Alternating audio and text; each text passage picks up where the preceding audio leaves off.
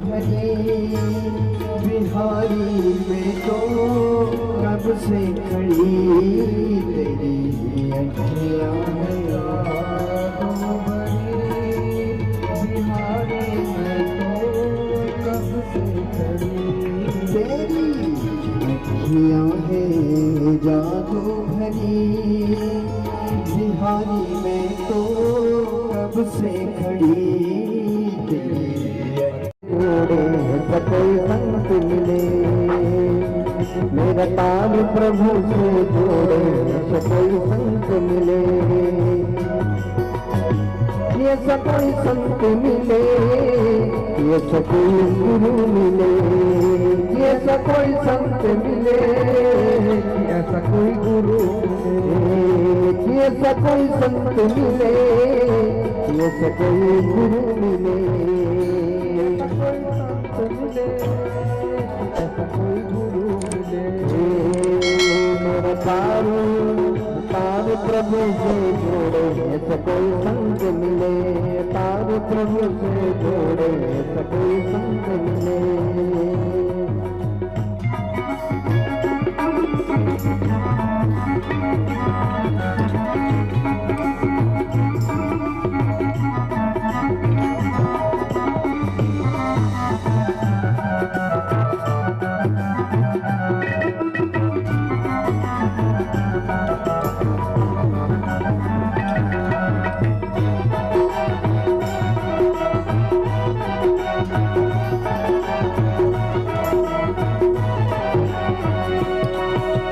संत दरस के बड़े महात्म संत दरस के बड़े महात्म संत दरस के बड़े महात्म संत दरस के बड़े महात्म दुर्लभ जग में संत समागम दुर्लभ जग में संत समागम दुर्लभ जग में संत समागम दुर्लभ जग में संत समागम संत दरस के बड़े महात्म संत दर्श के बड़े महात्म संत दर्श के बड़े महात्म उसके बड़े महात्म दुर्लभ जग में संत दर्श के बड़े महात्म संत दर्श के बड़े महात्म दुर्लभ जग में संत समागम दुर्लभ जग में संत समागम मेरा मन का मेरा मन का मेरा मन का रास्ता मोड़े ऐसा कोई संत मिले ऐसा कोई संत मिले ऐसा कोई संत मिले तार प्रभु से जोड़े ऐसा कोई संत मिले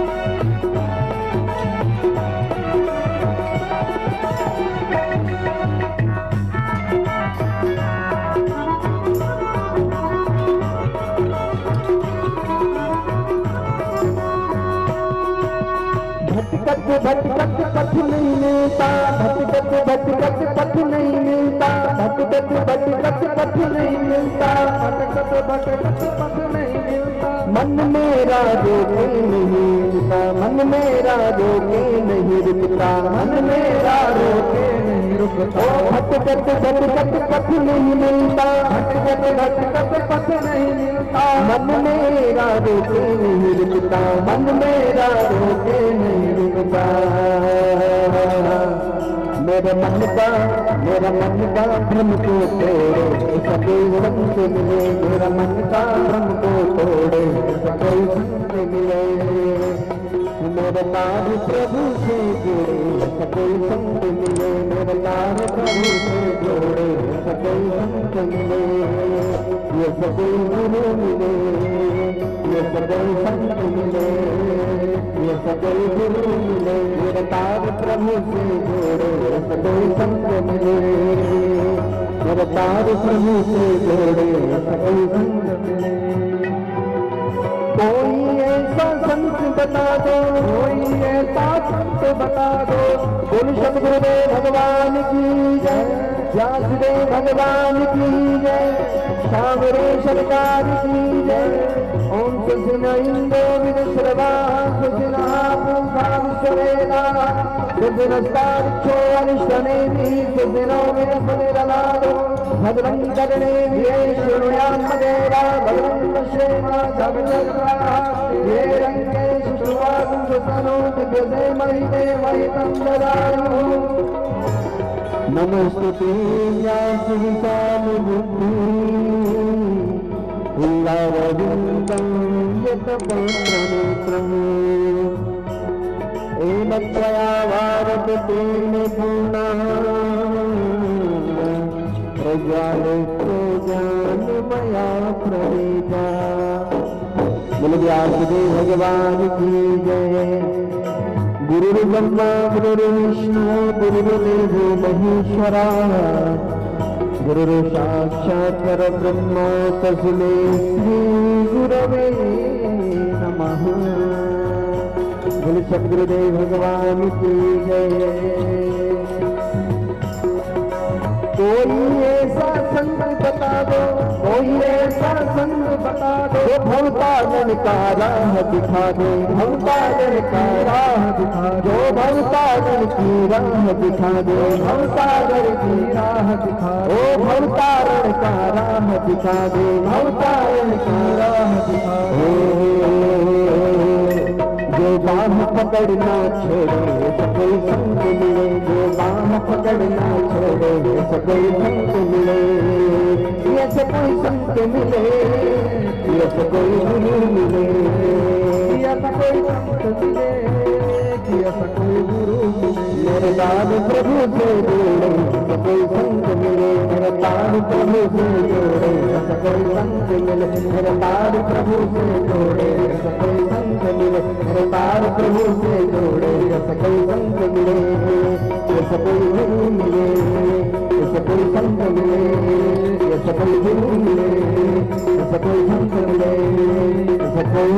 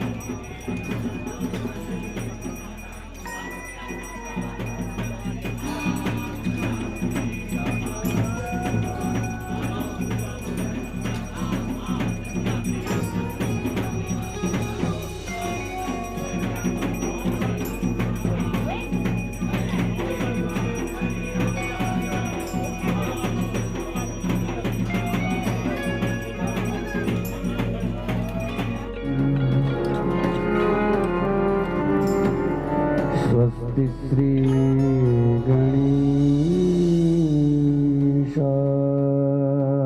नमः। श्री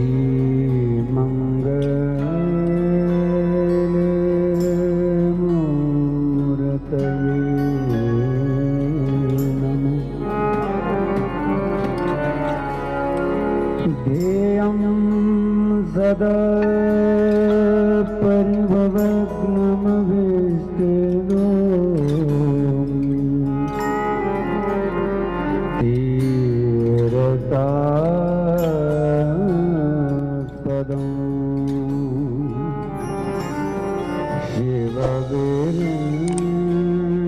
शिवविरचिनुतं शरण्यम्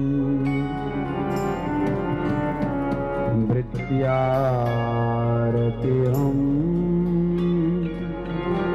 प्रणतपालभवाब्धिपोतं वन्दे महापुरुषदे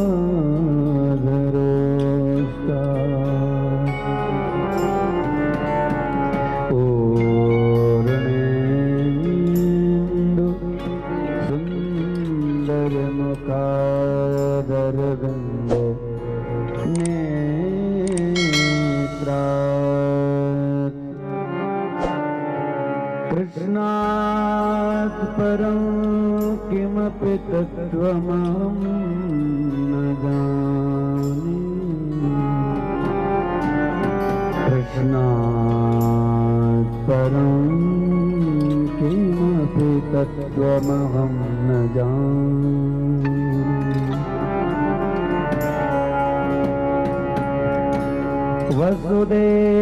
वसुदेवसुतं देवं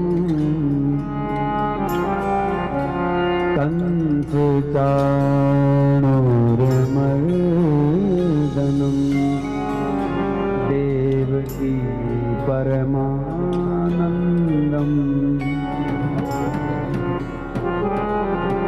परमानन्दमा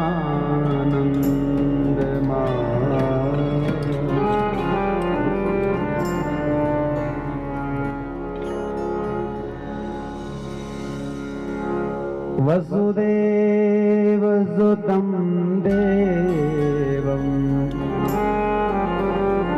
कंसचाणूरमर्दनं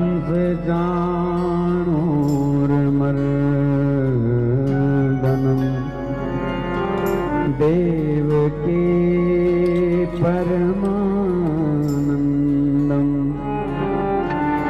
कृष्णं वन्दे जगद्गुरुम्।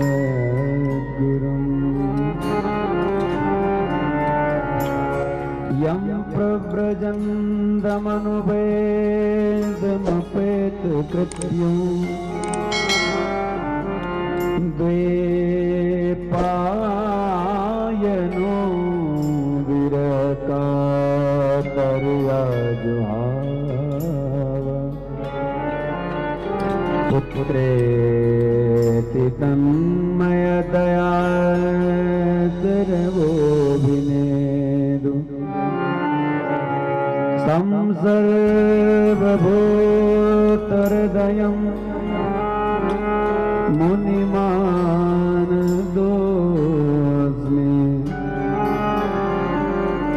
संसर्वभूतहृदयं मुनिमानतोऽस्मि।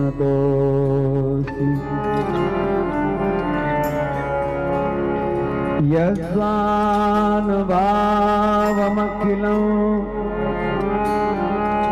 श्रुतिसारमेकम्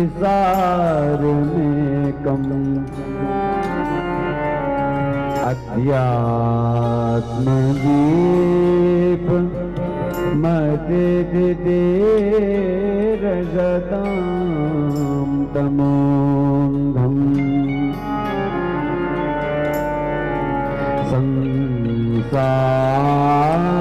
संसारिणां करुणया पुराणगुह्यम् तं व्याससूनुमुपयामि गुरुमुनीन्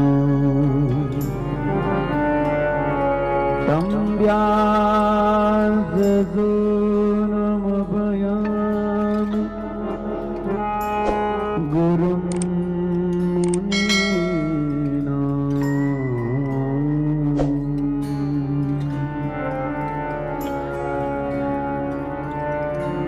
प्रभु नंद कुमारो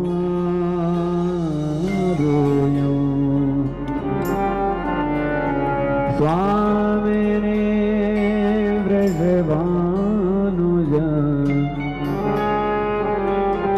कृतार्थो हम कृतार्थो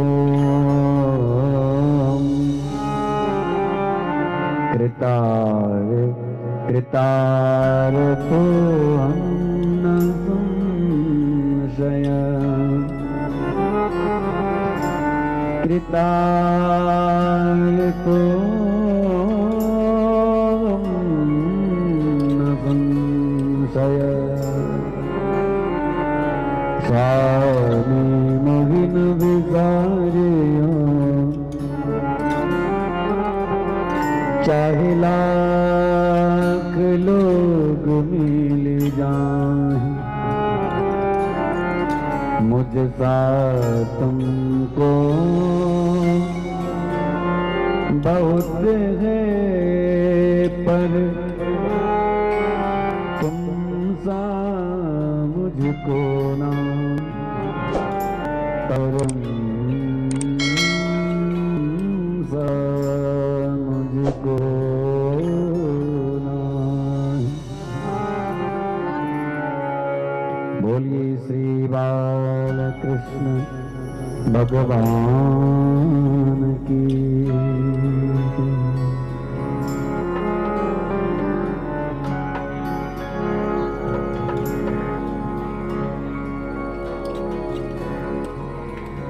राधा राधा कृष्ण राधा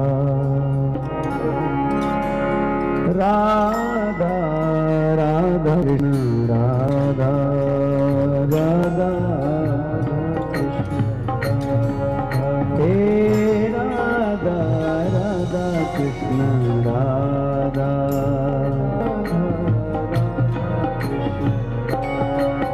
हे गोविंद गोविंद पाला मुरली मनोहर नंद लाला गोविंद गोविंद गोपाला मुरली मनोहर नंद लाला गोविंद गोविंद गोपाला मुरली मनोहर लाला गोविंद गोपाला मुरली मनोहर नंद लाला राधा राधा कृष्ण राधा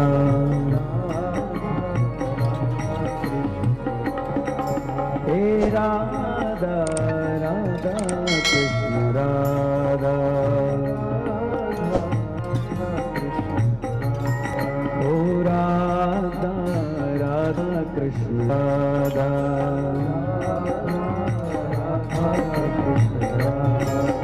ओ राधा राधा कृष्ण राधा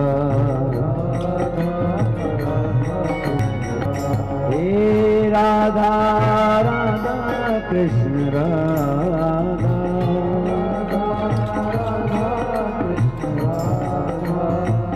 राधा राधा कृष्ण राधा राधा राधा राधा कृष्ण राधा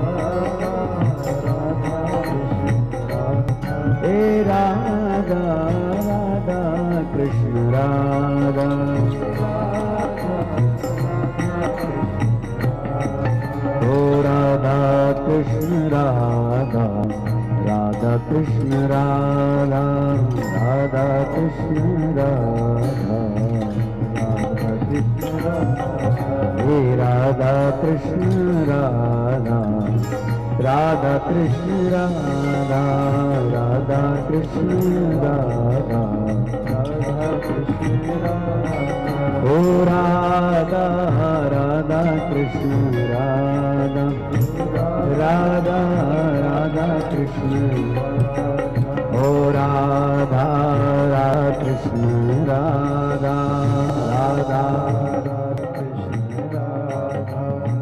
राधा राधा कृष्ण राधा राधा राधा कृष्ण राधा राधा राधा कृष्ण राधा हे राधा राधा कृष्ण राधा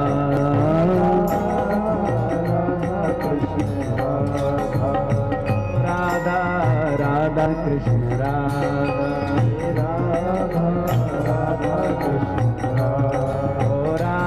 राधा कृष्ण राधा ओ राधा राधा कृष्ण राधा हे गोविंद गोविंद गोपाला मुरली मनोहर नंद लाला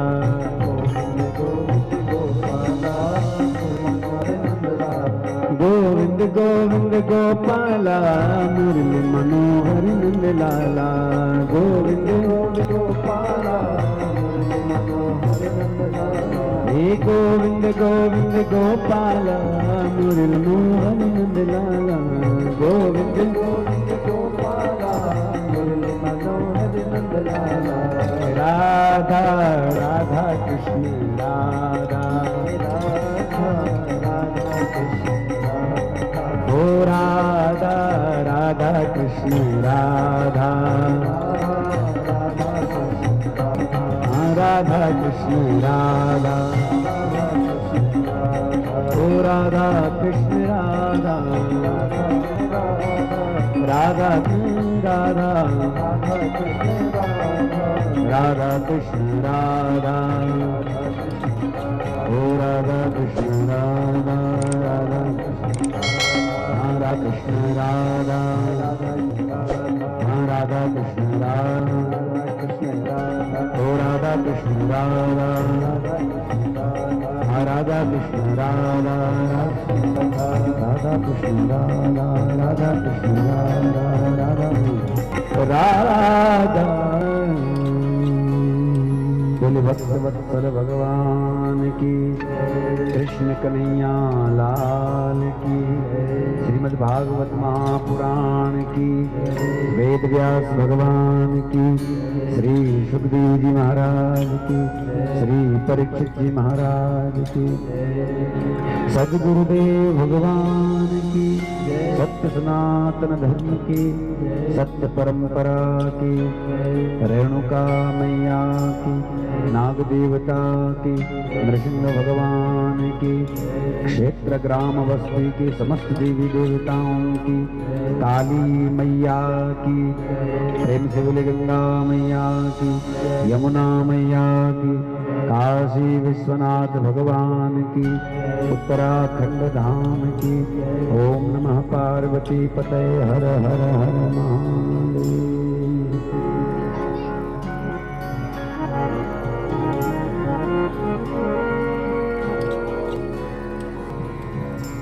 कृष्णाय वासुदेवाय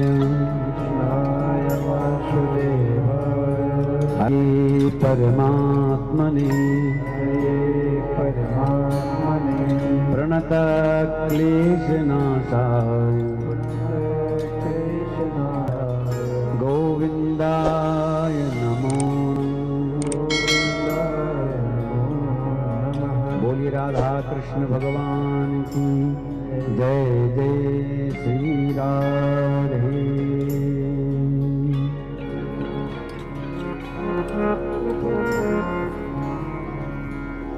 कामस्तु वासुदेवांसो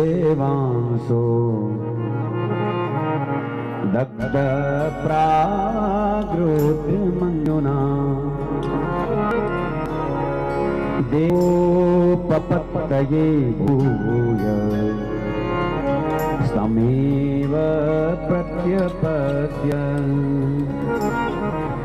तमेव प्रत्यपद्यत। परमाराध्य भगवान सच्चिदानंद स्वरूप परमात्मा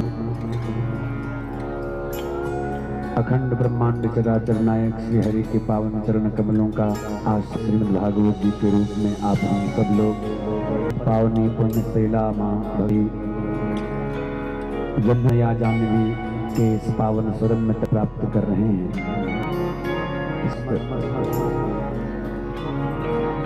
प्रत्यक्ष प्रत्यक्ष में विराजमान दिव्य चेतनाओं का स्मरण वंदन के साथ में आप सभी भगवत चरणानुरागी श्रोताओं को व्यास से नमन करते हुए श्रीमद् भागवत की आज की इस पावन चर्चा को श्रवण करने हम लोग प्रयास करें।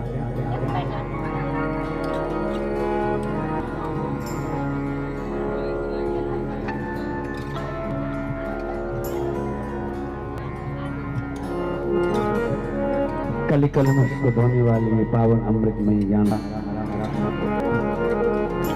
हम आपके पाप की निवृत्ति करने वाली कलिकल धारणी है। परमहंस मुनिमन उल्लासनी रसक हृदय रसरास विलासनी भगवत तत्व रहस्य प्रकाशनी इस पावन संहिता का हम लोग विगत 6 दिनों से श्रवण लाभ प्राप्त कर रहे थे। आइए वंदनीय दिवंगत आत्मा स्वर्गीय राजीव नयन जी, स्वर्गीय श्रीमती गंगेश्वरी देवी जी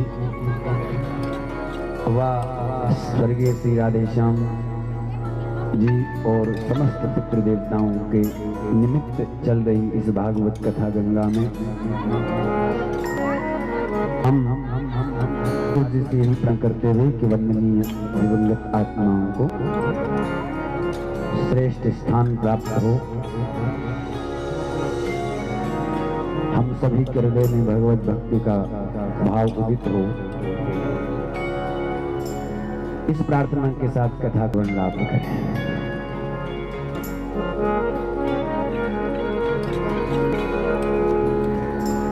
तस्मिन्मुक्ता शरीरम पीयूषसे सरिता परितस्रवन्ति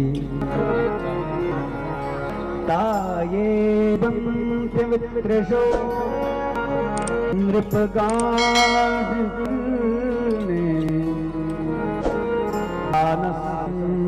आनसनदृश भयशोकमोह तानसंत्यसनदृश भयशोकमोह। महापुरुष के मुख प्रकट होने ये जो कहे कैसी है, बोले मधुष चरित्रम, भगवान का मधुसूदन का रुद्र है। ये तो इस धरा इस पृथ्वी पर नाना सरिता रूप है, अनेक अनेक सरिता का जैसा है। कोई भाग्यशाली ही इस कथा रूपी रस का आस्वादन कर पाता है।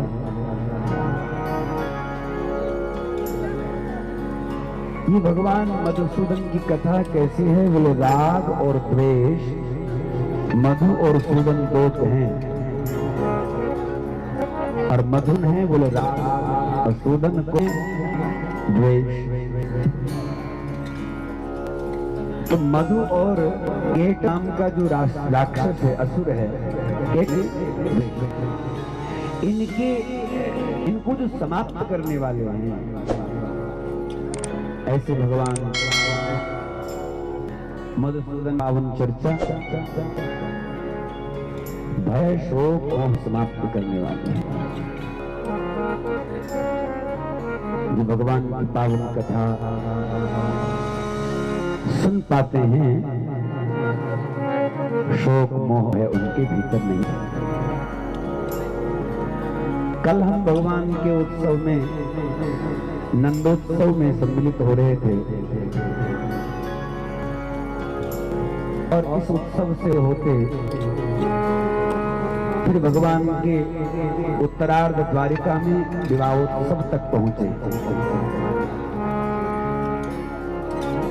विवाह भगवान श्री कृष्ण का रुक्मिणी संग होता है। भगवान श्री कृष्ण के समय एक श्रेष्ठ का होता है। कामस्तु वासुदेवांशो दत्तः प्राक् रुद्रमन्युना।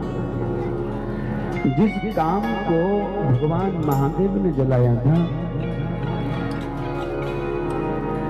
उस काम को कृष्ण ने फिर से प्रकट किया, पुत्र रूप में उसको प्रकट किया।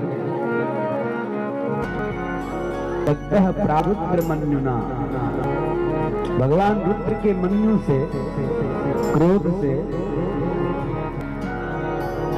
जब समाप्त गया,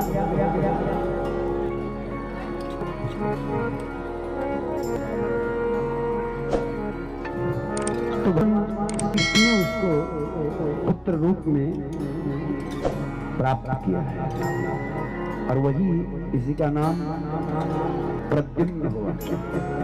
प्रद्युम्न का अर्थ है प्रकृष्टद्युम्न प्रद्युम्न, जिसके जीवन में श्रेष्ठ कर्मों का प्रकाश है, उत्तम कर्मों का प्रकाश जिसके जीवन में, वो प्रद्युम्न है।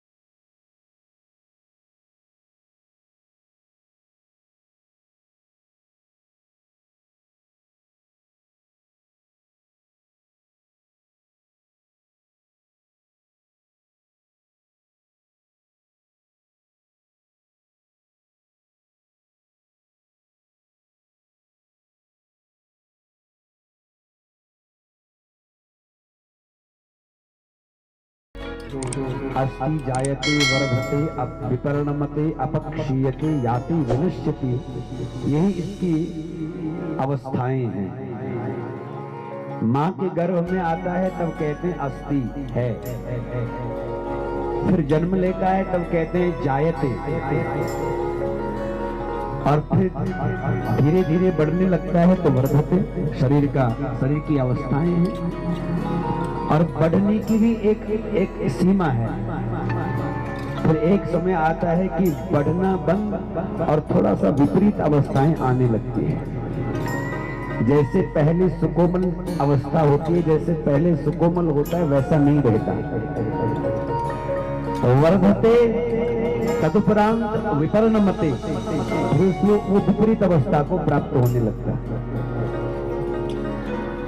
और उसके बाद में एक समय विपरणमते के बाद में, विपरीत अवस्था के बाद में भी अब जितना बढ़ा, जितना बना, जितना जो कुछ भी तैयार हुआ, उसके बाद में वो अपक्षीयते, यानी धीरे धीरे वो जैसा सौंदर्य, रूप, गुण, बल, पराक्रम उसने प्राप्त किया होता है शरीर में, फिर वैसे वैसे वो धीरे धीरे क्षीण होने लगता है। कभी आंखों की ज्योति जाती है, कभी कानों का जाता है, कभी शारीरिक शक्तियां धीरे धीरे क्षीण होने लगती है। अपक्षीयते, और अंत में जब एकदम सब शिथिल हो जाए, सब इंद्रियां काम करना बंद कर दें और भीतर से सारे जो हमारे जो सिस्टम है वो सब खराब हो जाए, तो फिर उसके बाद में क्या होगा? याते विनश्यति, फिर नाश, फिर मृत्यु है। तो ये शरीर की अवस्थाएं हैं, शरीर की मृत्यु है, आत्मा की नहीं। आत्मा तो शाश्वत है, इसलिए हमें बचाना क्या है इसकी समझ हो। अक्सर हम सब शरीर को बचाने पे लगे हुए हैं। शरीर को स्वस्थ तो रखना है, ये साधन है। साधन धाम मोक्ष कर द्वारा पाए निजे परलोक संवारा। ये तो साधन तो खराब तो करना ही नहीं चाहिए। साधन की तो सुरक्षा, साधन की तो देखभाल हमेशा रखनी चाहिए। लेकिन साधन को ही आत्मा मान करके बैठना और इसी में रहना और इससे आगे जाने की कोई कोशिश नहीं, तो यही अज्ञान है। मृत्यु से पार होने का मतलब है स्वयं को जानना, आत्म तत्व को प्राप्त करना। तो चाहे कोई सामान्य मनुष्य हो, असुर हो, कोई भी हो, सबको मृत्यु का भय है।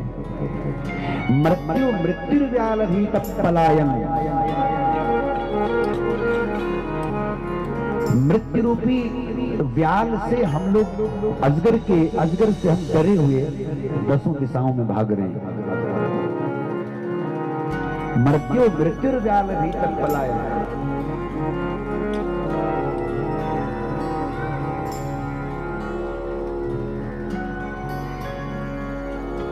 अरे भाई, इस संसार में हमारा जो जन्म हुआ है, ये संसार क्या है? पहले मृत्यु लोक, तो मृत्यु लोक में मृत्यु ही मिलेगी और क्या मिलेगी? लेकिन शरीर की आत्मा शुद्ध, बुद्ध और मुक्त है। पहले से ही हमने अविद्या के कारण जबरदस्ती उसमें आरोपित कर रखा है, अज्ञान। इसलिए शंबराज ने सोचा कि मैं बच गया, लेकिन देव योग ऐसा प्रबल होता है, उसको कोई टाल नहीं सकता। मृत्यु को कोई टाल नहीं सकता। वो बच्चा एक मछली के द्वारा निगल लिया जाता है, और मछली जब जाल में फंसती है तो शंबरासुर की उस बालक का जन्म होता है। फिर से कामदेव की पत्नी रति वेश बदल करके अपने ही पति प्रद्युम्न का वो पोषण कर रही है, बालक रूप में। फिर प्रद्युम्न को बताया कि साक्षात कामदेव हो, सामान्य नहीं। मायावी विद्याओं से वो परिचित हुए और फिर उन्होंने शंबरासुर का वध किया और फिर करके वे द्वारिका में उत्सव मनाया गया और रुक्मिणी जी का दुख दूर हो गया, रुक्मिणी जी की पीड़ा समाप्त हो गई। सारे जो द्वारिका वासी हैं वे सब प्रसन्न चित्त हैं।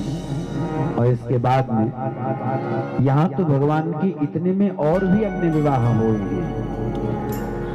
भगवान का दूसरा विवाह जाम्बवती के साथ में होता है।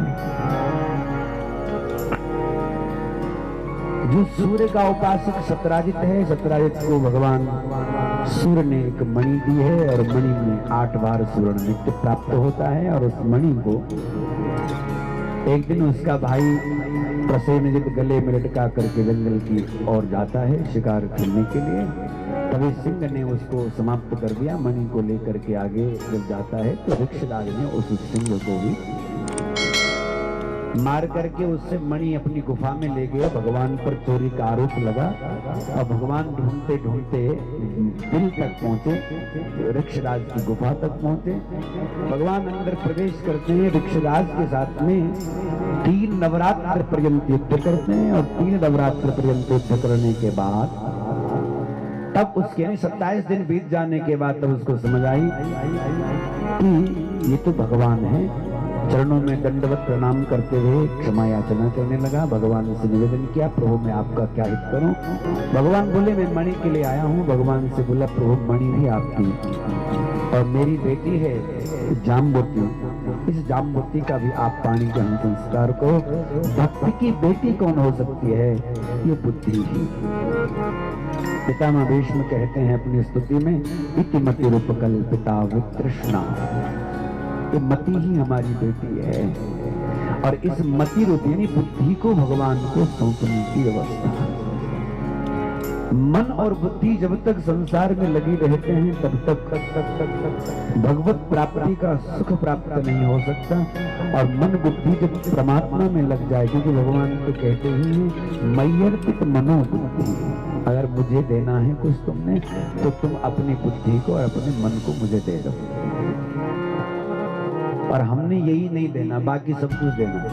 फल भी चढ़ा देने, चोंब भी चढ़े देना, सब राशन पानी सब चढ़े देना, खूब फूल लेके दे, फूल माला और नोटों की माला सब चढ़े देना। तो अगर न चढ़ो तो क्या न चढ़ो न मन, क्योंकि महाराज क्षमा करना, ये मन और बुद्धि हमने संसार को दे रखी है। इन संसार मालाएं ये मन तो भगवान ने कैसे लगाया? गोपियों की भांति गोपियों को जब उद्धव जी ने कहा था कि अपने मन को ब्रह्म में लगाओ, कहां तुम कृष्ण के चक्कर में पड़े हो, तो गोपियों ने कहा था कि उद्धव ठीक कहते हो, तुम ब्रह्म में मन लगाना चाहिए, लेकिन क्या करें, अगर होते 2-4 मन तो एक मन तुम्हारे ब्रह्म को भी दे देते, एक मन कोई और आता समझाने के लिए तो उसको भी दे देते, एक आदमी और आता तो उसको भी बांट देते कि भाई जगह जगह ये लो, तुम भी रखो, तुम भी रखो, तुम भी रखो। लेकिन मन तो एक ही होता है और वो तो तुम्हारा कृष्ण ले गया। ऊधो मन ना रहे 10-20, एक होत्यो सो गयो श्याम संग, अब को आराधे ईश। एक होत्यो सो गयो श्याम संग, एक था वो तो ले गया, एक था वो तो छलिया ले गया, अब हमारे पास बचा क्या? भगवान कहते हैं मय्यर्पित मनो बुद्धि, बस मुझे अगर सौंपना है तो तुम अपना मन और अपनी बुद्धि मुझे सौंप दो। इसी से भगवान कहते हैं भक्त मुझ में जब अपना मन और अपनी बुद्धि लगा लेता है तो फिर उसको वो मुझे बहुत प्रिय हो जाता है। फिर तो वो सोचेगा भी मुझे, विचार भी मुझे ही करेगा, बुद्धि में उसके मैं ही विराजमान रहता हूँ। कुछ नए संसार में नए संस्कार बनता नहीं, नए कर्म बनते नहीं, क्योंकि मुझ में जो चिंतनशील है उसके लिए नया कुछ प्रारब्ध वो खड़ा नहीं करेगा, इसलिए मुझे अंत में तो गीता के भगवान श्री कृष्ण कह रहे हैं सर्वधर्मान परित्यज्य मां एकम शरणम व्रज। सब धर्मों का परित्याग करके अब सब कुछ छोड़ करके तुम एक मेरी शरण में आ जाओ। मोक्षयिष्यामि मां शुचः, मैं मोक्ष दे दूंगा, तुम्हें शोक करने की आवश्यकता नहीं, तुम्हें ज्यादा चिंता करने की आवश्यकता नहीं। लेकिन क्या करें, ये मन बुद्धि संसार में लगती हैं, लेकिन भगवान में नहीं करते। इसलिए हम बार बार कथा में कहते हैं कि मन बुद्धि को संसार का महत्व है, तो जिसका महत्व होगा उसी से प्रियता होगी, और जिससे प्रियता होगी उससे उसी की प्राप्त बुद्धि होगी, उससे प्राप्त भाव होगा कि मैं प्राप्त करूं। पहले महत्ता होती है, उसके बाद में प्रियता होती है, और प्रियता के बाद में प्राप्त बुद्धि आती है कि अब कैसे मिले। पहले महत्व पता चलना चाहिए, महत्व पता चल गया फिर प्रेम बढ़ेगा। अच्छा, इतनी महिमा है इनकी, इतनी श्रेष्ठता है, इतनी दिव्यता है, तो उसके बाद में फिर प्रियता होने के बाद में फिर सोचेगा कि अब कैसे पाए, वो प्राप्त करने की निरंतर चाह करता रहेगा, निरंतर इच्छा करता रहेगा। श्री सुखदेव जी महाराज कहते हैं, भगवान ने जाम्बवती का पानी ग्रहण किया है और ठाकुर जिनका पानी ग्रहण कर ले तो कितने भाग्यशाली होंगे सोचो। ठाकुर जिनका हाथ पकड़ ले, ठाकुर जी जिनको अपना ले और कह दे कि चलो संग संग चल, कितने सौभाग्यशाली हैं वे। मणि ला करके भगवान ने सतराइज को दी और सतराइज को दी तो लोगों ने बहुत भला बुरा सतराइज को कहना शुरू कर दिया कि तुमने भगवान को ही चोर ठहरा दिया। और ठाकुर जी को जब चोर ठहरा दिया गया तो फिर उनको बहुत भला बुरा सुनना पड़ा और इसलिए अब उन्होंने इस दोष के निवारण के लिए और साथ में भगवान के साथ में संबंध स्थापित करने के लिए अपनी बेटी सत्यभामा का विवाह भगवान के साथ में कर दिया। ये भगवान की तीसरी पत्नी बनती है। भगवान सूर्य की बेटी है जिसका नाम है कालिंदी, देव कन्या है, लौकिक व्यवहार नहीं जानती, नारायण की उपासना करती है। भगवान सूर्य ने उनके लिए जल के भीतर ही, यमुना के भीतर ही उनके लिए एक भवन बना दिया और वो उसी में रहती है। पृथ्वी पर क्या होता है उसको नहीं खबर, लोक व्यवहार क्या होता है, पारिवारिक क्या संबंध कैसे निभाने होते हैं उसको नहीं पता। लेकिन जब अर्जुन को भेज करके भगवान ने पता करवाया कि वो कौन है और क्या चाहती है, तो अर्जुन ने जाकर के परिचय पाया। क्या वो कहते हैं, अहम देवस्य सवितुर्तुहिता पतिमिच्छति विष्णुं वरेण्यं वरदं तपः परममा स्थितः, विष्णुं वरेण्यं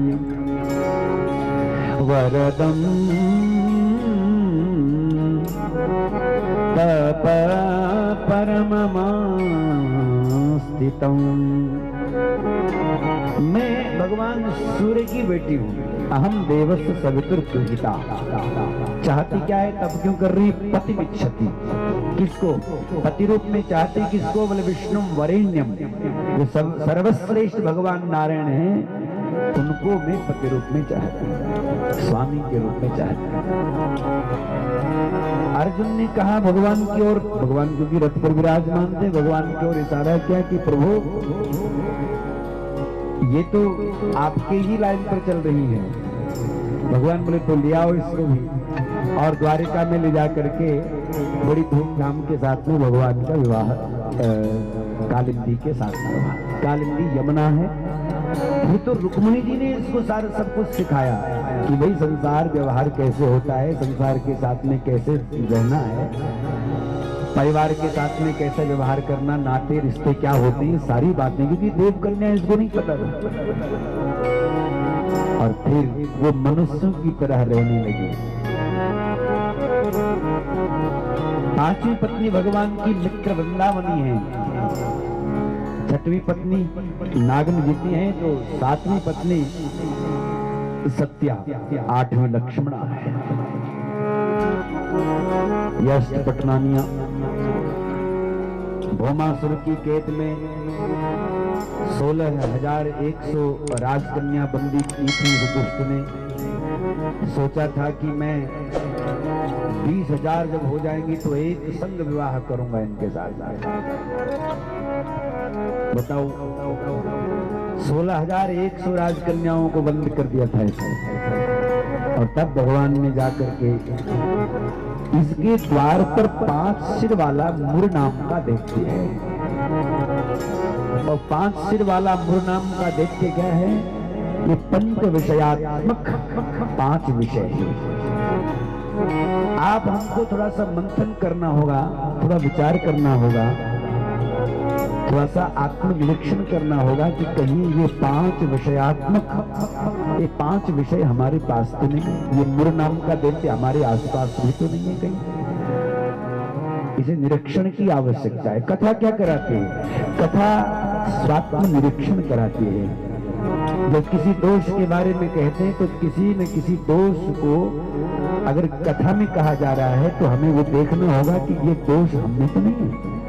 और किसी सद्गुण का अगर वखान हो रहा हो तब कथा में हमें मंथन करने की आवश्यकता होती है कि ये गुण इतना श्रेष्ठ है, क्या ये मुझ में है कि नहीं, इसका चिंतन करने की आवश्यकता है। दोष है तो उसको निकालना है और सद्गुण है तो उसको अपने जीवन में धारण करना होता है। श्री सुखदेव जी कहते हैं भौमासुर के द्वार पर 5 सिर वाला ये पंच विषयात्मक जो असुर है, ये मुर नाम का दैत्य है, इसके पास 5 विषय है। भगवान ने इसका सिर छेदन करके काट करके ये मुरारी नाम धारण किया है प्रभु ने। क्या नाम हुआ प्रभु का? मुरारी। भगवान मुरारी मुर नाम के असुर को समाप्त करे। उनके अरि है जो मुर का असुर, अरि अरि यानी शत्रु, मुर नाम दैत्य का जो शत्रु है वो भगवान, तो मुरारी नाम धारण किया प्रभु ने। और मुरारी नाम धारण करके ये 5 विषय देखो क्या क्या है। ये 5 विषय जो थोड़ा सा समझेंगे। शब्द, स्पर्श, रूप, रस और गंध, यही 5 विषय हैं। सोचना होगा कहीं हम भी तो शब्द में नहीं फंसे हैं, कहीं हम भी तो रूप में नहीं फंसे हैं, कहीं हम भी तो स्पर्श, रस, गंध इनमें ही तो नहीं। और देखो अगर एक भी विषय किसी के पास में एक, तो एक भी विषय होने से वो उसका जीवन नष्ट हो जाता है। एक विषय, और 5 जिसके पास होता, और एक विषय किसके पास, एक विषय किसके पास है वो भी सुनिए। पुरंग मातंग तंग भृंग, पुरंग मान पतंग भृंग, मीनाघता पंच भिरेव पंच, मीनाघता पंच भिरेव पंच।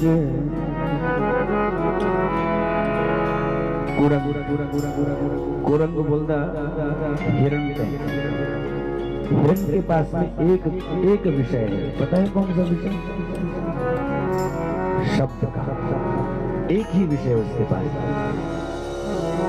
जब शिकारी जंगल में बांसुरी बजाता है तो संगीत प्रेमी होता ही, और जैसे उसके कानों में ये संगीत जाता है, ये शब्द जाते हैं, उसी समय आंख बंद करके बड़ा ध्यानस्थ हो जाता है, और तुरंत उसी समय शिकारी इसको अपने निशाने पर लेकर के इसके प्राण हर लेता है। कैसे फंसा? शब्द से। शब्द में न फंसता तो प्राण न गंवाता। एक ही विषय लेकिन गंवा बैठा। दूसरा विषय है स्पर्श का, और स्पर्श दोष किसके पास में है? मातंग। मतंग बोलते हाथी नहीं, हाथी के पास स्पर्श का दोष है। स्पर्श वो हथनी के स्पर्श के लिए व्याकुल रहता है। तब जो हाथी पकड़ने वाले होते हैं, महावत जिन्हें कहेंगे, जिनको हाथी से काम करवाना है वे क्या करेंगे? एक बहुत बड़ा गड्ढा कर देंगे और उसके ऊपर में घास वास डाल करके और सामने लकड़ी की हथनी बना देंगे, नकली हथनी।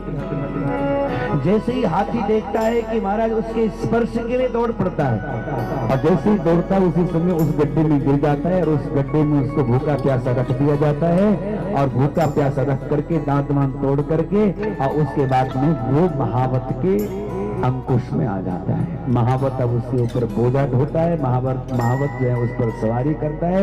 इतना बलिष्ठ हाथी पराधीन हो जाता है, केवल एक ही विषय उसके पास था, कुरंग मातंग पतंग और पतंगा। ये रूप का जो विषय है, दीपक की लो होती है, तब पतंगा उसके चारों ओर पतंगा घूमने लगता है।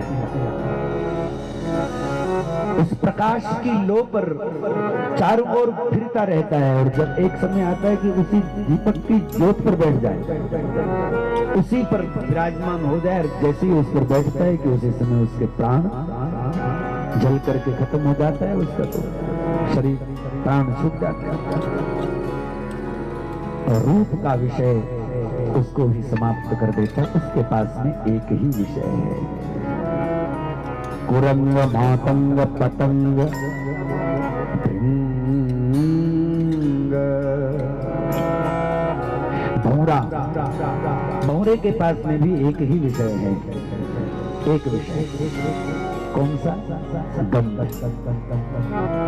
कमल के पुष्प की गंध इतनी प्रिय है, इतनी प्रिय है कि सांझ के समय में सूर्यास्त जब हो जाता है, कमल की पंखुड़ी में कमल का फूल जब बंद होता है तो वो भी उसके अंदर बंद हो जाता है, लेकिन जो काष्ठ को छेदन करके बाहर निकलने की सामर्थ्य है, वो इतनी कोमल पंखुड़ियों को काट करके बाहर नहीं निकलता।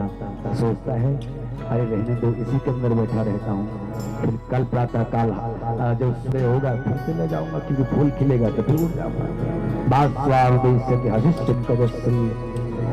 लेकिन रात को आता है कोई हाथी और गजमुख जहारा, उस हाथी ने उठा करके उस कमल के फूल को अपने पांव के नीचे रोंद करके और अपना आहार बना लिया, सूंड से निकाल करके अपना आहार बना लिया, और उसके बीच में वो भी नहीं खत्म। तो कुरंग मातंग पतंग भृंग, सत्स्पर्श रूप गंध और रस वाला विषय किसके पास पता है? मीना हतांच भिरे पंच, यानी कि मीन यानी मछली, मछली के पास में ये दो जरा सा बस कुछ कांटे पर लगा करके, अगर मछली पकड़ने वाला आदमी कुछ उसमें कांटे पे कुछ लगा देता, तुरंत उसी समय मछली आ जाती है, और मछली जब आती है तो वो उस खाने लगती है, इतने में उसका तो वो कांटा चुभ जाता है और बस उसका प्राणांत हो जाता है। तो एक विषय है, इन एक एक विषय है पांचों के पास में, पर इसलिए जीवन समाप्त हो गया। सोचो हम संसार में मनुष्यों के पास में तो पांचों विषय हैं, हम सभी फंसे हैं स्पर्श में, रूप में, रस में, गंध में, तो फिर हमारा तो भगवान ने सबसे पहले मुर नाम के दैत्य का उद्धार किया। ये पंच विषयात्मक है, क्योंकि इसका समाप्त करके फिर इस भौमासुर का भी उद्धार करके 16,100 राजकन्याओं को कारागृह से मुक्त किया गया, और इनको इनके घर जाने की आज्ञा दी कि अब तुम जाओ। लेकिन वे भगवान के चरणों में निवेदन करती हैं, प्रभु अपनी प्रतिज्ञा याद करो, जब आप नर नारायण का रूप धारण किए थे, जब तपस्या कर रहे, तब उस सब हम सब आपकी सेवा में उपस्थित थे, और तब आपने हमें आश्वासन दिया था कि आप हमसे विवाह करेंगे, और आपने कहा कि द्वापरांत में कृष्ण बन करके प्रकट होऊंगा, तब तुम्हारे साथ विवाह करूंगा। और यही 16,100 जो अप्सराएं थी, वो आज भगवान श्री कृष्ण की वामांगी बनी है। हमारे यहाँ वेद में 1 लाख हैं, जिसमें 3 कांड हैं, कर्मकांड, उपासना कांड और ज्ञान कांड। कर्म में 1000 मंत्र हैं, उपासना में 16,000 मंत्र हैं, और ज्ञान कांड में 4000 मंत्र हैं। उपासना के 16,000 जो मंत्र हैं, वो ही भगवान की 16,000 वामांगी बनी हैं, पत्नियां बनी हैं। और कर्मकांड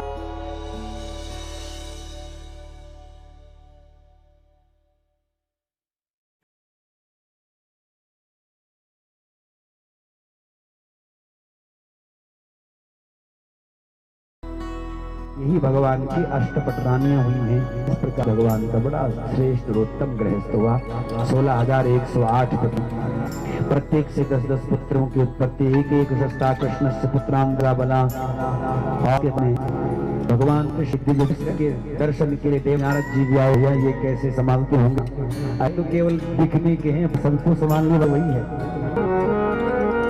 इसका एकमात्र आधार ही है, पति महात्मा ही है।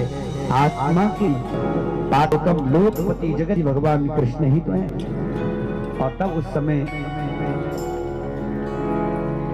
सुखदेव जी कहते हैं, देवर्षि नारद जी जब देखने आए भगवान के गृहस्थ को कि सब ठीक ठाक चल रहा है, कहीं कोई नाराज तो नहीं है कोई पर में कि भाई हमें नहीं मिले, इतने समय से हमारे पास नहीं आए या हमारा ध्यान रखते, कहीं तो नहीं।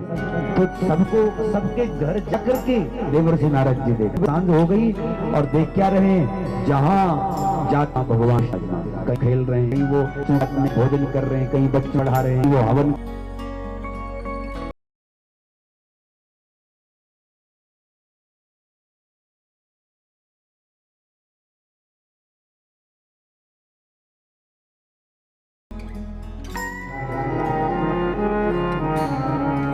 श्री सुखदेव जी महाराज परीक्षित जी को सुना रहे हैं। और ये सब कथा सुनाते सुनाते तो ब्रज की यात्रा बलराम जी के द्वारा होती है। भगवान माधव तो आए नहीं, एक बार फिर बलराम जरूर तो ब्रज आए और ब्रज में जो स्थिति भगवान बलराम जी ने देखी है, आश्चर्य हुआ बलराम जी को। गोपियां एक क्षण के लिए भी भगवान को विस्मृत नहीं किए हुए। यही गोपियों की विशेषता है, क्योंकि गोपियों में एक भाव है, कहीं ठाकुर जी को किसी प्रकार का कष्ट न हो। हमारे बुलाने से, हमारे जिद करने से, हमारे हट करने से वो आ तो जाएंगे, लेकिन कहीं नुकसान, उनको किसी प्रकार की असुविधा हुई तो, और ये हम सहन नहीं करेंगे। हमारे हरि को अच्छा न लगे तो ये हमें कहाँ ठीक लगने वाला। इसलिए तत्सुखे सुखितम, वो जहाँ है वहीं राजी रहे, खुश रहे, खुश खुश। इसलिए देखो गोपियों का प्रेम बड़ा विलक्षण प्रेम है, उसमें कोई जिद नहीं है, कोई हट नहीं है। वो चाहे दूर रहे चाहे नजदीक रहे, आश्लिष्य वासादरताम विनश्नुमाम।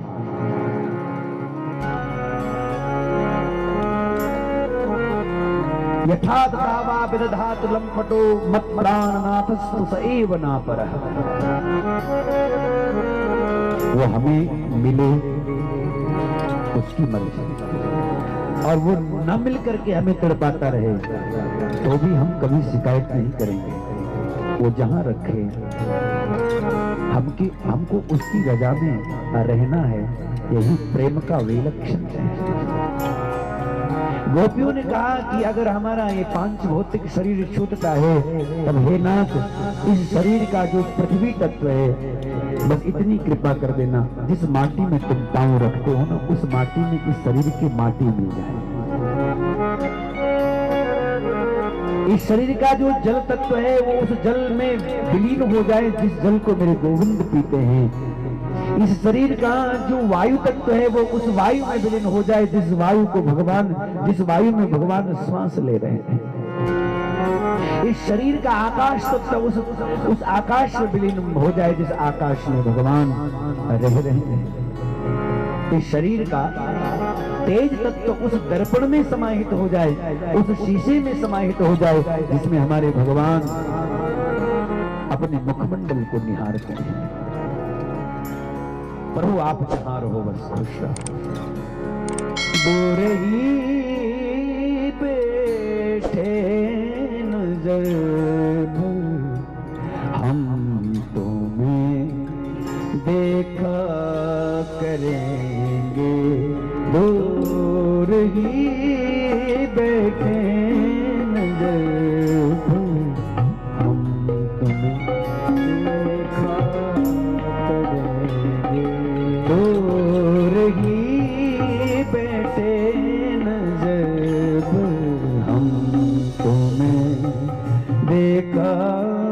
करेंगे हम तुम्हें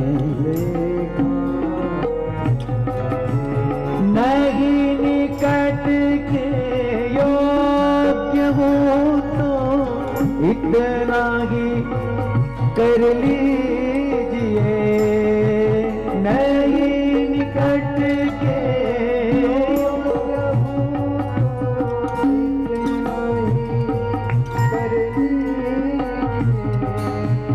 नहीं निकट के योग्य हूँ तो इतना ही कर लीजिए नहीं निकट के योग्य हूँ तो इतना ही कर लीजिए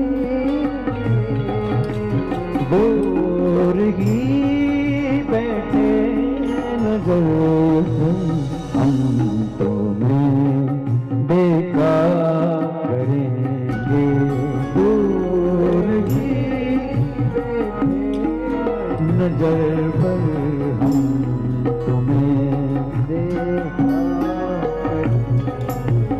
तुम हमें चाहो न चाहो हम तुम्हें चाहा करेंगे तुम हमें चाहो न चाहो हम तुम्हें चाहा तुम्हें चाहा करेंगे तुम्हें चाहा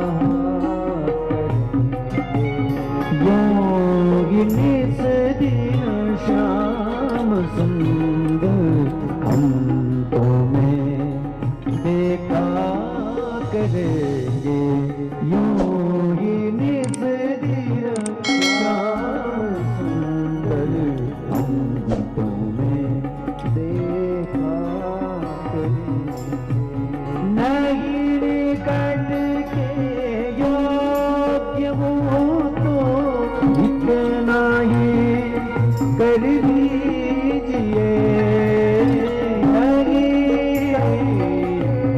योग्य हूँ तो इतना ही कर लीजिए दूर ही बैठे नजर हम तुम्हें देखा करेंगे तुम्हें देखा करेंगे तुम्हें देखा करेंगे स्वर्ग और अपवर्ग की इच्छा नहीं है अब मुझे स्वर्ग और अपवर्ग की इच्छा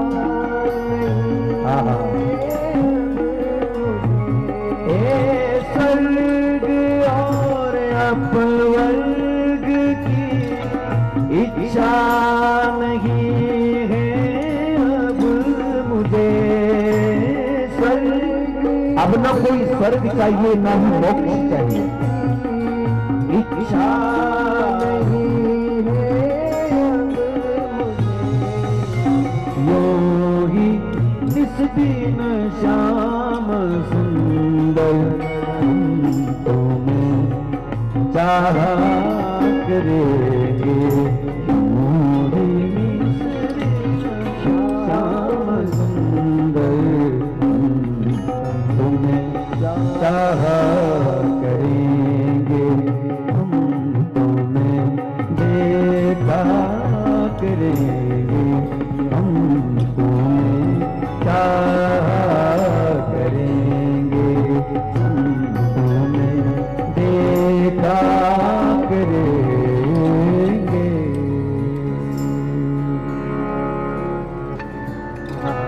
तो ये गोपियों का भाव है। बलराम जी जब सुनते हैं तो बलराम जी हैरान हैं।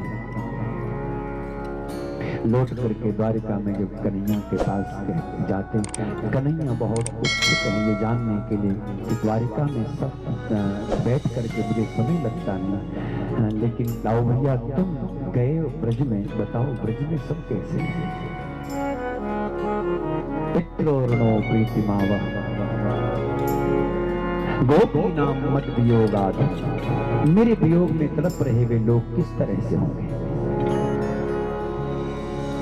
तब उस समय बलराम जी कहते, लाला सच में दुनिया में ऐसे परम प्रेम को प्राप्त शायद ही कोई हो, जिनकी कोई जिद नहीं, कोई हट नहीं, लेकिन आंखों से अश्रु कभी सूखते नहीं तुम्हारे विरह में। विरह भी है और संयोग भी है उनको,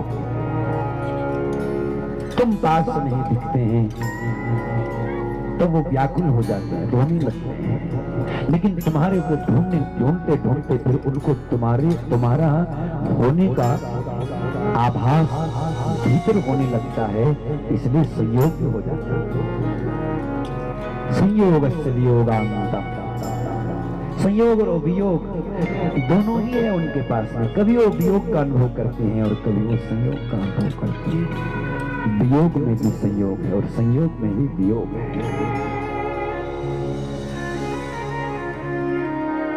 भगवान द्वारिकाधीश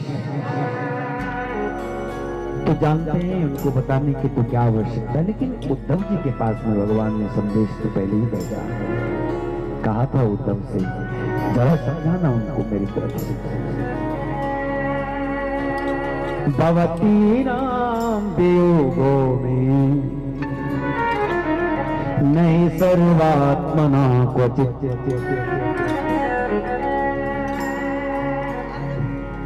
मुझ सर्वात्मक जो परमात्मा है इससे जीव का कभी वियोग हो नहीं सकता। ये वियोग हमारी अज्ञान के कारण है, वरना मिले ही रहते हैं, पल भर तुमसे दूर नहीं। देखेगा मन मंदिर में वो, देखेगा मन मंदिर में जो राम की ज्योत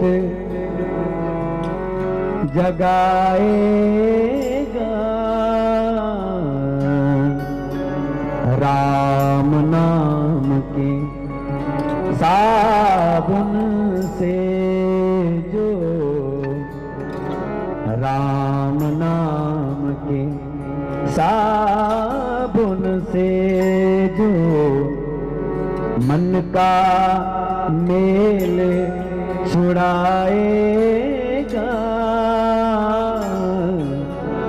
मन का मेल छुड़ाएगा। देखेगा मन मंदिर में जो, देखेगा मन मंदिर में जो राम की ज्योत जगाएगा,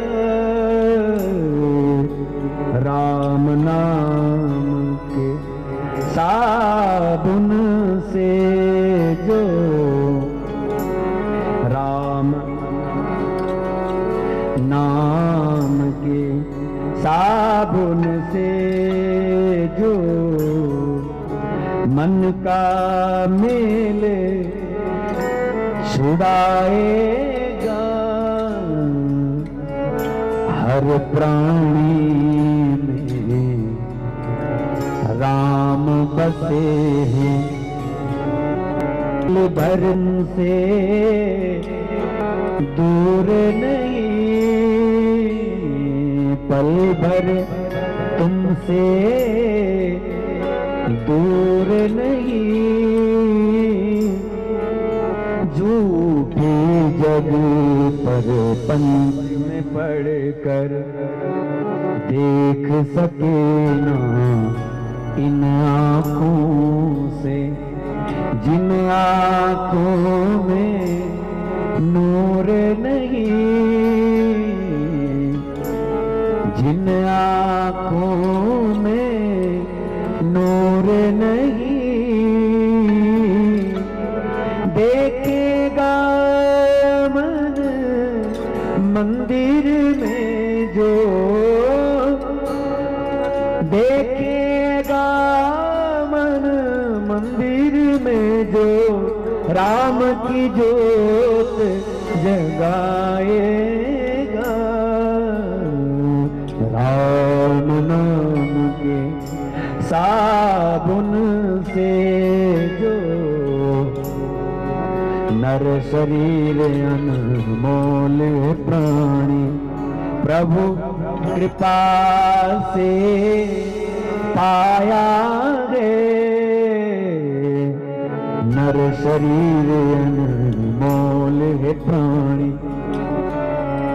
प्रभु कृपा से पाया है। जग प्रपंच में पढ़कर तूने क्यों हरि को विसराया है। समय हाथ से निकल गया तो, समय हाथ से निकल गया तो सिर धुनी धुनी पछताएगा। राम नाम के साबुन से जो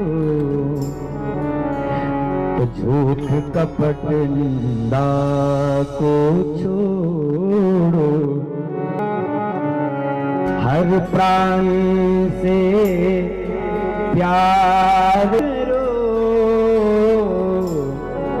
हर प्राणी से प्यार करो।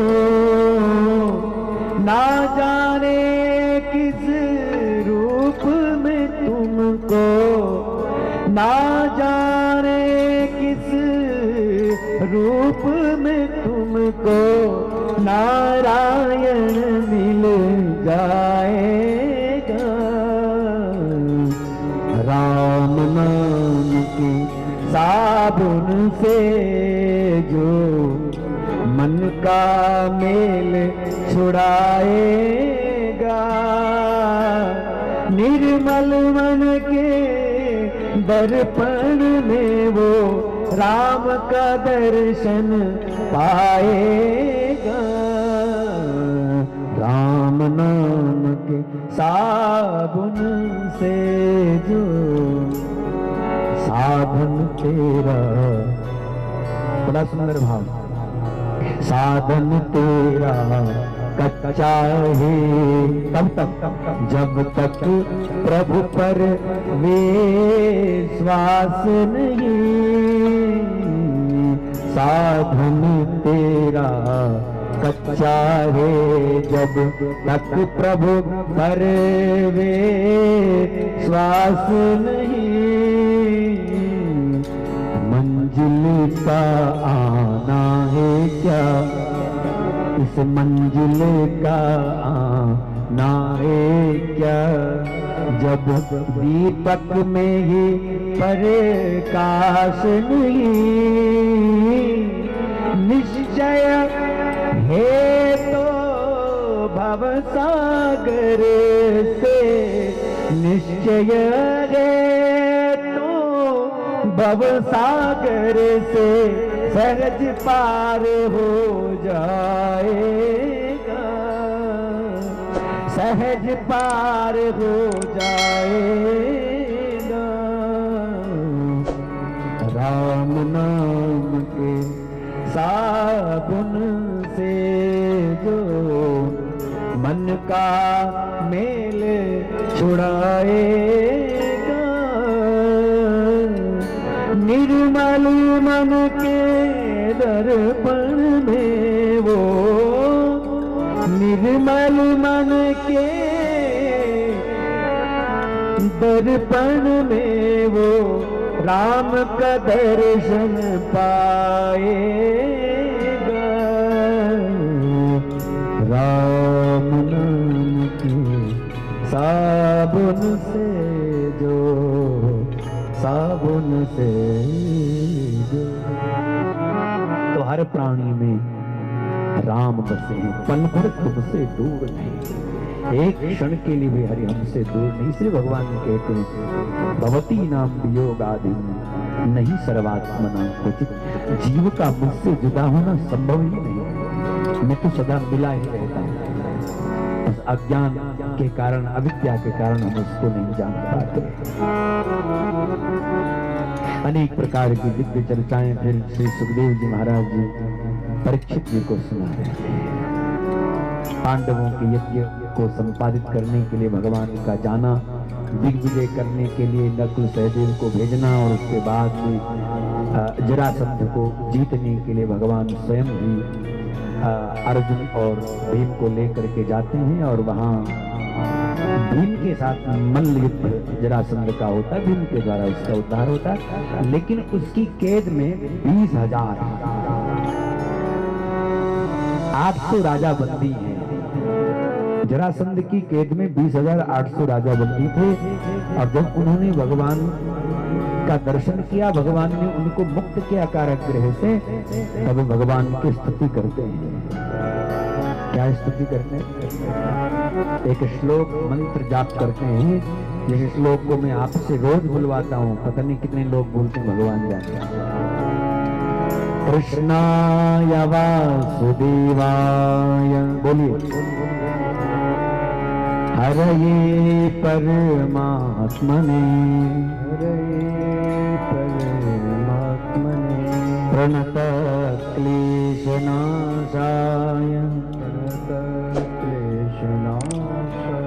गोविंदाय नमो नमः। तो ये भागवत का परम सिद्ध मंत्र है। ये श्लोक इसलिए हम आपसे रोज बुलवाते थे कि ताकि आपको भी ये मंत्र याद हो जाए और चलते फिरते उठते बैठते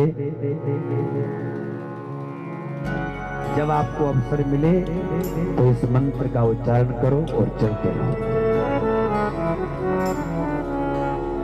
परमात्मा का धन्यवाद करो तो इस मंत्र का स्मरण करो। रास्ते चल रहे हैं, इस मंत्र का स्मरण करते चलो। भोजन बना रहे हैं, इस मंत्र का उच्चारण करते चलो। कृष्णाय वासुदेवाय हरये परमात्मने, प्रणत क्लेशनाशाय, गोविंदाय नमो नमः।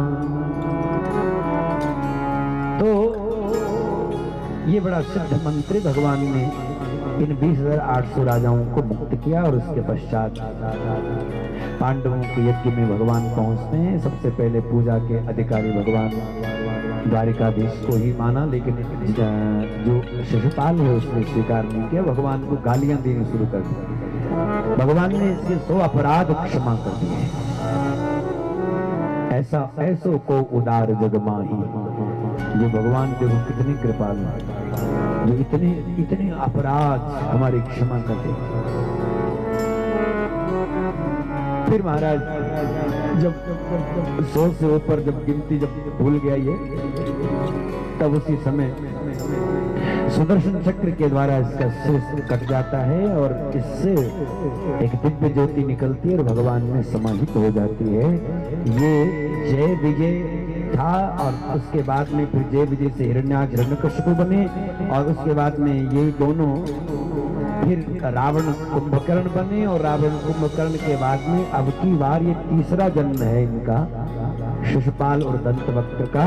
और भगवान ने इस रूप में कृष्ण अवतार में आकर के इन दोनों का ये भी जो स्वरूप का खत्म कर दिया और इनकी यात्रा पूर्ण कर दी। फिर से इनको वैकुंठ की प्राप्ति हो गई, भगवान के द्वारा इनका उद्धार। पांडवों का यज्ञ संपादित किया गया। फिर इसके पश्चात कौरव पांडवों की युद्ध की महिमा, युद्ध का वर्णन किया गया। आखिर में तो विजय किसकी हुई? जहां सत्य है। विजय सत्य सापेक्ष है, संख्या सापेक्ष नहीं होती। जिसके पास में धर्म है, जिसके पास सत्य है, वही विजय है। और उसके बाद में धर्म की स्थापना के लिए भगवान आए हैं, क्योंकि इसलिए भगवान ने धर्म की स्थापना की है। और फिर यहाँ एक परम मित्र भगवान का जो सखा है, उसकी कथा सुनाते हैं 2 अध्यायों में। कृष्णस्यासीत् सखा कश्चित् ब्राह्मणो ब्रह्मवित्तम विरक्त इंद्रियार्थेषु प्रशान्तात्मा जितेन्द्रिय प्रशान्तात्मा।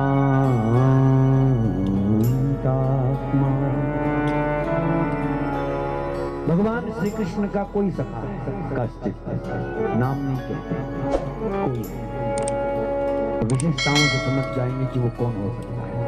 केवल गुणों को गाया, ब्राह्मण है, ब्रह्मविद है, ब्रह्म को जानने वाला है, वो विरक्त है, इंद्रिय विजयी है, प्रशांत आत्मा है, इतनी सारी विशेषताएं, जितेंद्रिय है। तो फिर ये ऐसा कौन हो सकता है? बोले ये तो सुदामा ही है। और बड़ा संतोष, जब आए संतोष धन तब सब धन धूल समान। ऐसे सुदामा जी बड़ी कुशल और बड़ी योग्य, बड़ी अधिकारी, इनको वामांगी भी मिली, अनुकूल धर्मपत्नी मिली। एक दिन सुशीला जी ने निवेदन किया कि ननु ब्रह्मन भगवत सखा साक्षात श्रीपति, साक्षात लक्ष्मीपति आपके मित्र हैं और फिर भी इतनी गरीबी हमारी। और मैंने तो सुना है वही लक्ष्मीपति इस समय द्वारिकाधीश हैं, तो एक बार उनसे मिलने नहीं जाते आप? सुदामा ने कहा कि मिलने तो जाऊं, लेकिन उद्देश्य क्या है? तो सुशीला ने कहा कि दास्यति द्रविणम भूरी, धन देंगे, उनको दिख जाएगा कि हमारी गरीबी कितनी है। तो सुदामा की आंखों में अश्रु छलक पड़े और कहा कि देवी, जब आज तक नहीं मांगा तो अब कैसे मांगा? किसी से भी नहीं मांगा, भगवान से भी क्या मांगना भी। लेकिन एक बात तो तूने बड़ी अच्छी याद दिलाई कि मैं मिलने जाऊं, तो मिलने जब जाऊं तो धन के लिए नहीं, दर्शन के लिए जाऊं, क्योंकि अयम ही परमो लाभो उत्तम श्लोक दर्शनम।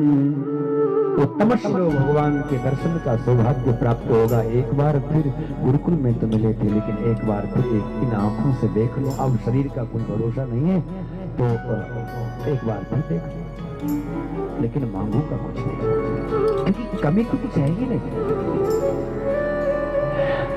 सुशीला ने कहा कि माना कि हमारे पास में, आपके पास में संतोष है, लेकिन कुछ तो व्यवस्था हमारी दैनिक जीवन की है, वो हमारे पास बिल्कुल नहीं है। तो कहा कि सुशीला देखो, जितना है जैसा है उसमें प्रसन्न रहेगा। अब प्रारब्ध में जो है उसके लिए क्या ज्यादा तुम रोना धोना करना के? प्रारब्ध जो मिला है ठीक है, उसको स्वीकार करो। अभाव में भी कुछ न कुछ हित छुपा हुआ होता है, हमारा कल्याण ही छुपा हुआ होता है। दुख में भी कुछ न कुछ राज होता है, कुछ न कुछ उसमें हमारी भलाई होती है। कुछ पूर्व के कृत पाप कट रहे हैं तो अच्छा है, स्वीकार करते चलो। जो परिस्थिति आई है, हमारे पूज्य गुरुदेव भगवान कहा करते थे, प्राप्त परिस्थिति को स्निग्ध भाव से गुजारे। उनके शब्द थे, प्राप्त परिस्थिति को स्निग्ध भाव से गुजारे। जो प्राप्त है परिस्थिति, उसको प्रसन्नता से स्वीकार करें कि जो भी है अच्छा है, चाहे जो है। प्राप्त परिस्थिति को स्निग्ध भाव से गुजारे, तुम्हें परमात्मा मुग्ध दिखेंगे। ओके, तुम्हें मुस्कुराते हुए ठाकुर, हर जगह ठाकुर जी का ही स्वरूप की भाई ये भी ठीक है। सुखाए तो ठीक, दुखाए तो ठीक, हानि हो तो ठीक, लाभ हो तो भी ठीक। सुखदेव जी कहते हैं सुदामा जी जाने को तो तैयार होते, लेकिन मन में एक संकोच लिए बैठे हैं कि खाली हाथ जाया नहीं जाता, तो कुछ तो होना चाहिए। और ऐसी भी कोई व्यवस्था नहीं है कि हम कुछ लेकर के, कुछ भेंट लेकर के जाए।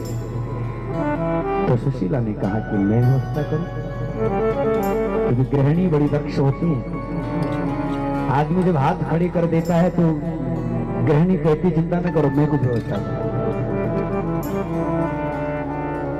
हर परिस्थिति से निकालना जानती है वो, हर परिस्थिति को अच्छे से समझ सकती है वो। अगर थोड़ा मान दिया, थोड़ा वो अंतर्मुखी हो गई है, थोड़ा उस पर भरोसा कर दिया, तो गृहिणी सब कुछ संभाल सकती है। आदमी हार मान ले जल्दी, लेकिन गृहिणी हार नहीं माने। इसलिए सुशीला ने कहा कि महाराज चिंता न करो, मैं कुछ व्यवस्था करूं। तो याचित्वा चतुरो मुष्ठीन विप्रान पृथक तंडुलान, 4 मुट्ठी चावल मांग करके लाई। याचित्वा चतुरो मुष्ठी, और ये कह करके आई है कि मेरे पतिदेव जा रहे हैं, वापस दे देंगे तुम्हारा। पहले गांव में क्या होता था, आग मांगी देते घर बिठनी, चीनी खत्म होगी तो चीनी लेने बाजार नहीं जानते, दुकान पर नहीं जानते, क्योंकि नजदीक दुकानें होती नहीं थी। तो एक कटोरी चीनी बगल से पड़ोस से ले आए। आटा खत्म हो गया तो एक थाली भर करके, एक पाथा भर करके, भैया वापस फिर उतना ही देना, हमारा अभी गेहूं पीस करके नहीं आया।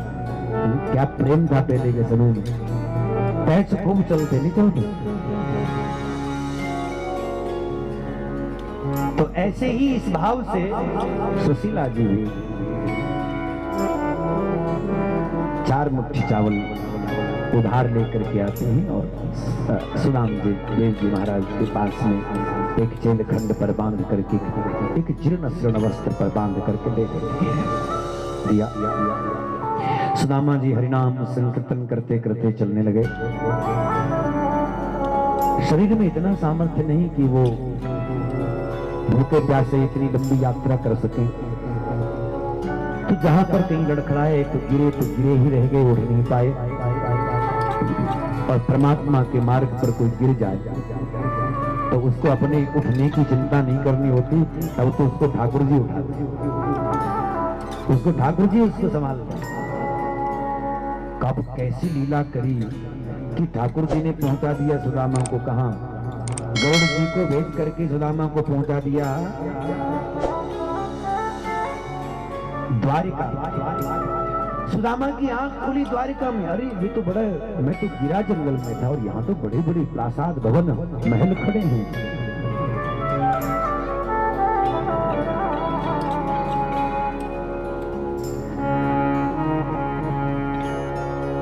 तो सुदाम देव जी महाराज द्वार पर पहुंचते। क्यों भैया, जो यहाँ पर जो तुम्हारा जो राजा है वो हमारा मित्र है, जाके कह दो कि तुम्हारा मित्र आया। कह देना कि सुदामा तुमसे मिलने आया।